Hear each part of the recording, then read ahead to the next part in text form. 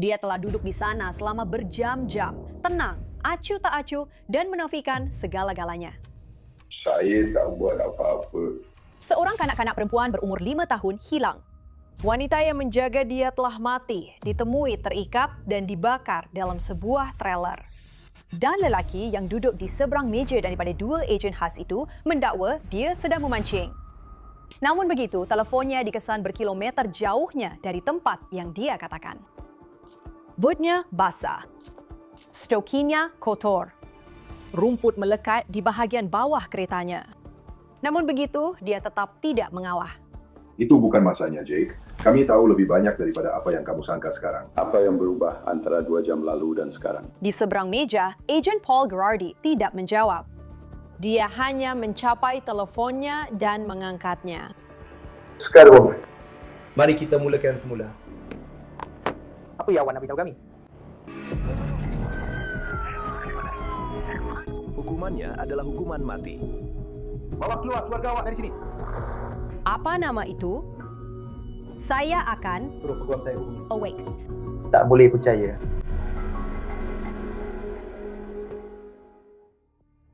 Baru lepas pukul 3.30 pagi pada 22 Jun 2016 di Bemidji, Minnesota.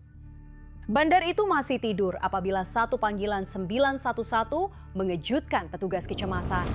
Terdapat kebakaran yang sedang marak di sebuah rumah trailer di Hillcrest Manor. Pasukan bomba tiba dengan cepat, memadamkan api dan memulakan pencarian mereka. Tetapi apa yang bermula sebagai kebakaran bangunan biasa bertukar menjadi menakutkan hampir serta-merta. Di dalam, mayat seorang wanita yang diikat dengan pita pelekat ditemui. Mangsa dengan cepat dikenal pasti sebagai Melissa Norby, 35 tahun. Dia tinggal di dalam trailer bersama anak lelakinya yang masih kecil, seorang wanita pendiam, hanya dikenali oleh segelintir orang dan tidak disedari oleh kebanyakan orang. Tetapi ini bukanlah satu kemalangan tragis. Jelas sekali ia adalah sesuatu yang lain, sesuatu yang jauh lebih buruk. Kes ini diberikan kepada ejen khas Paul Gherardi dari cawangan Grand Rapids, Biro Penyiasatan Jenayah, Minnesota. Gherardi mula berkoordinasi dengan polis tempatan, penyiasat kebakaran negeri dan rakan-rakan ejennya. Trailer itu adalah tempat kejadian jenayah, tetapi mereka masih belum tahu apa lagi yang hilang. Beberapa jam berlalu dan kebakaran itu akhirnya berjaya dipadamkan. Adakah awak suluh lampu pada tong petrol saya lagi? Saya cuma dapat 1 pita video. Itu membantu? Ya, banyak sangat. Penyiasat sedang meneliti sisa-sisa trailer itu, mengumpul bukti dan menyusun semula detik-detik terakhir dalam hidup Melissa Norby. Teori awal mereka mudah. Dia telah dibunuh dan kebakaran itu dilakukan untuk menutupinya. Mereka cepat mengetahui bahawa syukurlah anak lelakinya tidak berada di rumah pada malam kebakaran itu. Tetapi tepat sebelum tengah hari, hampir 9 jam selepas api pertama dilaporkan, sesuatu yang tidak dijangka berlaku di sekatan polis. Seorang wanita memberitahu penyiasat bahawa anak perempuannya telah bermalam di rumah ini. Pada saat itu, segalanya berubah. Kenggirian yang disangka difahami oleh penyiasat kini menjadi sesuatu yang sama sekali berbeza. Melissa Norby tidak bersendirian di dalam trailer itu. Dia sedang menjaga seorang kanak-kanak perempuan berumur 5 tahun. Penyiasat bertindak pantas. Mereka kembali ke tempat kejadian dan melakukan pencarian sekali lagi. Bukan untuk mencari petunjuk kali ini, tetapi untuk mencari kanak-kanak perempuan itu. Tetapi tiada tanda-tanda mayatnya ditemui.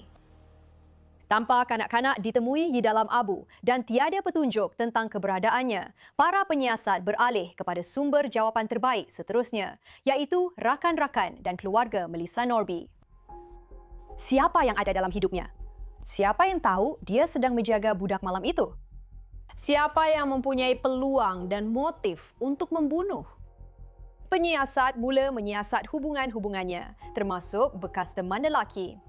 Satu nama muncul dengan cepat, Jacob Ken. Saksi-saksi menggambarkan dia sebagai pemandu truk makanan dengan mata biru. Dan dalam beberapa keterangan, dia masih menjalin hubungan dengan Melissa.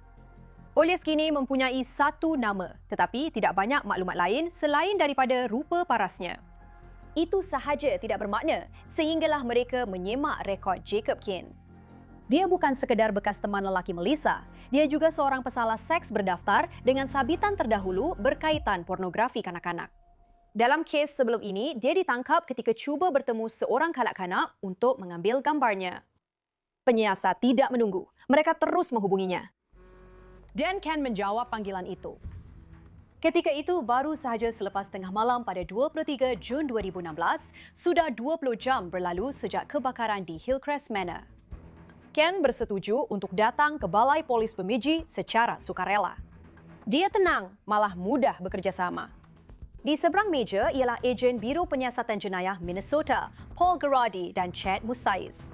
Para ejen memulakan dengan isu yang paling mendesak. Awak kenal budak perempuan kecil ini? Saya sudah jawab soalan itu. Seluruh tumpuan malam kita adalah budak perempuan kecil ini. Kita perlu pergi dan beritahu ibu bapa dia, komuniti ini, mahu kita sudah lakukan segala yang termampu untuk mencarinya. Sesuatu yang buruk telah berlaku. Jika keadaan menjadi tak terkawal dan seseorang akhirnya mati. Dan budak perempuan kecil ini berada di suatu tempat. Sama ada dia masih hidup atau sudah tiada, kita ada tanggungjawab kepada semua orang untuk bawa dia pulang. Jake, kalau kau boleh bantu kami dalam apa cara sekalipun. Saya akan bantu kalau saya boleh, tapi saya tak boleh. Jake, kalau kau boleh. Saya tahu ini susah. Saya tahu memang susah untuk fikir tentang apa yang akan berlaku dan semua perkara macam tu. Tapi saya nak cakap sekarang ni. Ada orang di luar sana yang akan sokong awak kalau awak cakap, begini, saya dah buat silap. Saya dah buat silap, saya bertindak melampau. Dan budak perempuan kecil ini ialah. Biasa. Kita boleh bawa dia pulang. Mari kita lakukan. Kita bertiga bersama-sama. Mari kita bawa budak perempuan kecil ini pulang. Tuan, saya tak tahu dia di mana. Dia tak ada dengan saya. Kau asyik menuduh saya, dia ada dengan saya. Atau tahu di mana dia berada. Dan dia memang tak ada dengan saya. Saya tahu di mana dia berada. Beberapa jam sebelum temu bual ini, ejen telah mendapatkan rekod telefon bimbitnya melalui sepina. Jika Ken benar-benar sedang memancing seperti yang didakwanya, isyarat telefon sepatutnya datang dari menara berdekatan. Sebaliknya, isyarat itu datang dari Big Fork, berhampiran daratan, malah sebenarnya dimiliki oleh keluarganya. Di mana awak berada ketika kami hubungi awak? Itu tak asyik. Awak berada di jeti dalam kenderaan awak. Di mana kita tadi? Saya sedang mengemas, bersiap untuk pergi apapun. Okey. Pukul berapa dia telefon awak? Tidak, ia adalah pukul 10, 23 atau 24. Tengok telefon awak. Tunjukkan saya panggilan itu. Kita boleh lihat waktunya. Ia pada pukul 10.23 atau 10.27. Dan telefon saya mula berbunyi. Saya terpaksa telefon dia semula. Kamu nampak tasik di situ? Itulah tempat kamu berada. Itulah tempat telefon bimbit kamu. Ya, saya dah cakap, saya faham. Saya cuma nak tunjukkan betul dengan gambar yang jelas. Jadi itu, awak tahu. Dan menara telefon bimbit mereka lebih dekat ke situ daripada sepatutnya. Dah kesan. Ya. Okey, saya tak tahu macam mana itu boleh berlaku. Tapi ya, saya memang tak ada di Big Florida. Saya tak ada sebab untuk berada di Big Floyd. Saya tak tahu kenapa telefon saya dikesan berhampiran Big Floyd. Saya tak ada sebab untuk menipu tentang di mana saya berada malam ini. Mereka juga tahu bahawa ramai orang dalam hidup Melissa, dari anak lelakinya hingga rakan sekerjanya, memberitahu orang lain bahawa dia sedang berjumpa dengan Ken. Anak lelakinya bercakap tentang awak. Sepupunya, rakan sekerja, gadis ini di Nebraska. Ada 5 orang yang berbeza. Lihat, Awak, memang awak. saya tak pernah jumpa mana-mana daripada mereka. Kenapa awak? Saya tak tahu adakah dia pernah suka pada saya dulu. Dan dia dapat peluang untuk keluar bersama saya. Saya dah beritahu awak tentang ini. Ya, tapi itu bertahun-tahun yang lalu. Setahun lepas, 2 tahun lepas ya. Mereka beralih kepada bukti fizikal. Di tempat kejadian kebakaran, penyiasat menemui tong petrol.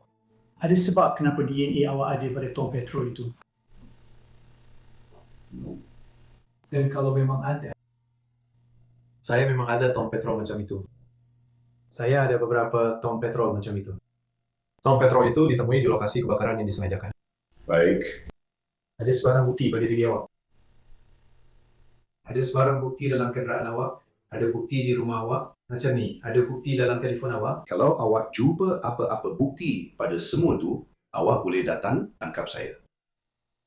Okey, tapi awak takkan jumpa apa-apa sebab saya tak buat apa-apa. Dan takkan ada sebarang kaitan antara awak dengan dia.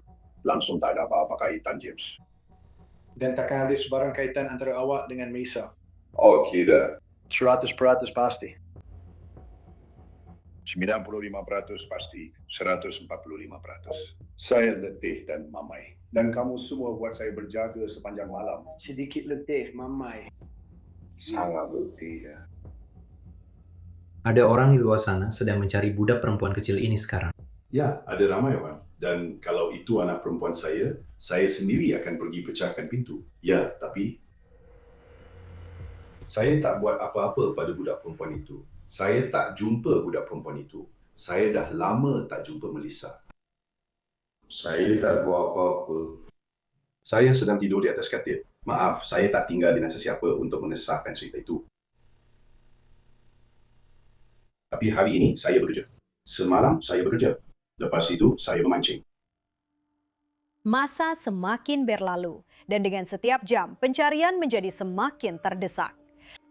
Agen-agen menukar taktik, menggambarkannya sebagai satu kemalangan, sesuatu yang tidak terkawal. Dan berharap Kin akan mengambil peluang itu. Kau tahu, kalau dia dicekik dan mati dalam satu kemalangan, mari kita bincangkan perkara itu. Mari kita selesaikan. Okey, mari kita selesaikan semuanya. Okey? Dia suka permainan ikatan dan dia suka seks kasar. Kalau budak kecil ni, kau panik dan buat sesuatu pada dia, mungkin dia tak apa-apa.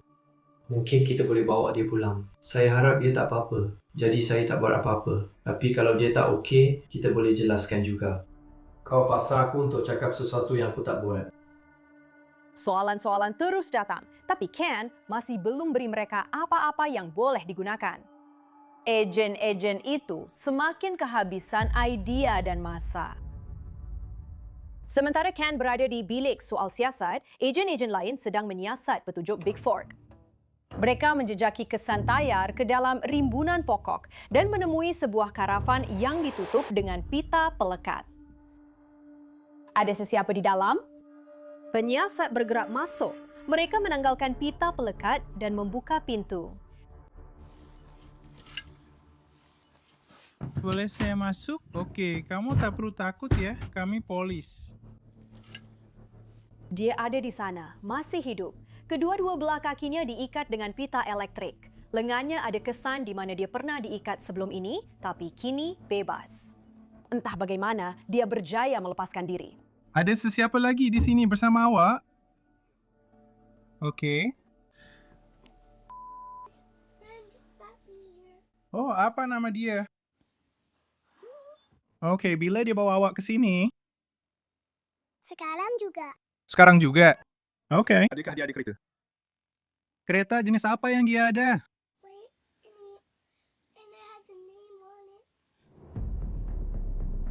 Okey, adakah dia baik dengan awak? Boleh tunjukkan kaki awak kepada saya? Di situ? Okey. Di mana awak dilekatkan dengan pita? Okey, ada tempat lain lagi? Adakah awak ada pita di lengan awak? Ya, tapi Bruce. Adakah awak tanggalkan pita itu? Di mana pita itu? Pita itu ada di situ. Di dalam kereta bahagian depan. Okey, nama saya Rob dan ini Don. Berapa umur awak? Mungkin. Atau sesuatu. Okey. Di balai polis, mereka membawa Ken masuk semula untuk soal siasat lanjut. Sekaranglah maksudnya, Jake. Baiklah, kami tahu lebih banyak daripada apa yang awak sangka sekarang. Bagaimana rupa dia? Dia ada janggut.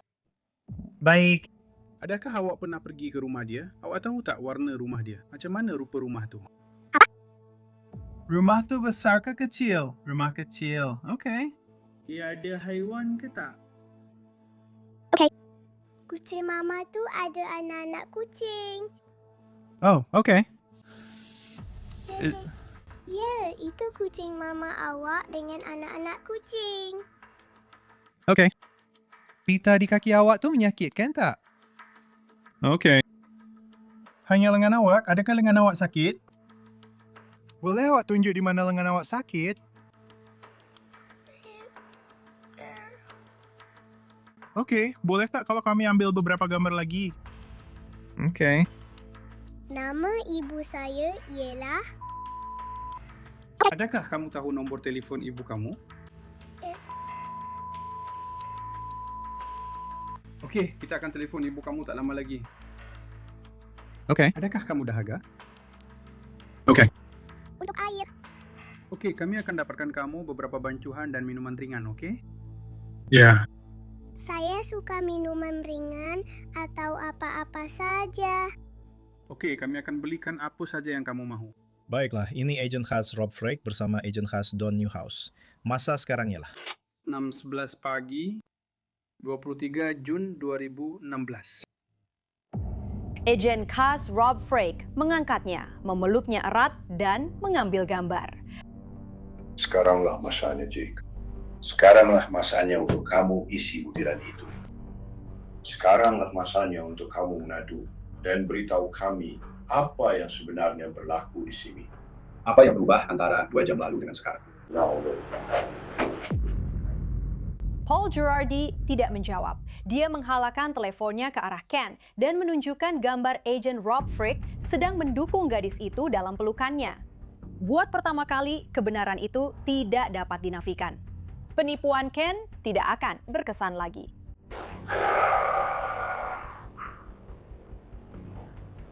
Mula bercakap dengan Rasulullah few weeks to months ago. Okay. Dia telah memiliki seluruh diri saya. Dan kami berbual.